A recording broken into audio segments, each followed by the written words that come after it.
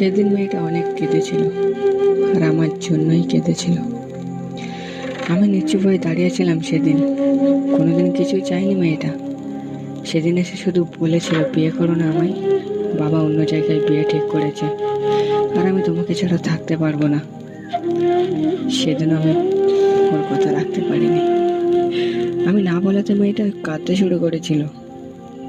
কিছু বলেনি আমাকে, শুধু কেঁদেই যাচ্ছিল। সেদিন ওকে বলতে পারিনি, কেঁদো না, আমি তোমাকে ছাড়া কোথাও যাব না, তোমার সাথেই থাকবো সারা জীবন। আসলে বলার সাহসটাই পাইনি। বেকার ছেলে আর পরিবারের দায়িত্ব সেদিন আমাকে আটকে রেখেছিল। বলতে চেয়েও বলতে পারিনি যে আমি তোমাকে বিয়ে করতে রাজি আছি, তুমি কেঁদো না।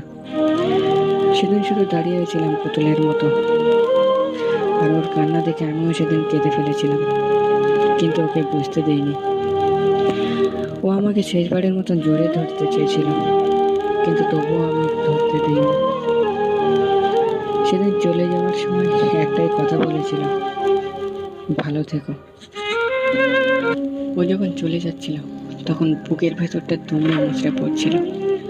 মনে হচ্ছিল আর থেকে গুড মর্নিং এসএমএস করবে না, আমি ঠিক মতো খেয়েছি কি না কেউ খেয়াল নেবে না, আমি তো একা হয়ে গেলাম। ভালোবাসা হারালাম একাকিত্বের কারণে। সেদিন আমার অনেক কান্না গিয়েছিল, কিন্তু কাঁদিনি। সবাই বলে ছেলেদের নাকি কাঁদতে নেই, তাই সব কষ্টকে লুকিয়ে রেখেছিলাম। কান্নাকে লুকিয়ে হাসি মুখে চলতে শুরু করলাম। বেঁচে আছি কোনো মতে, ভালো আছি কোনো মতে, আর অভিনয়টা তো করেই যাচ্ছি। সেদিনের পর থেকে আর মেয়েটাকে দেখতে পাইনি।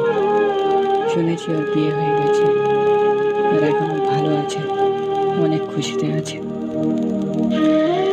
Sorry, I am very sorry. Please আমাকে ক্ষমা করে দিও, প্লিজ।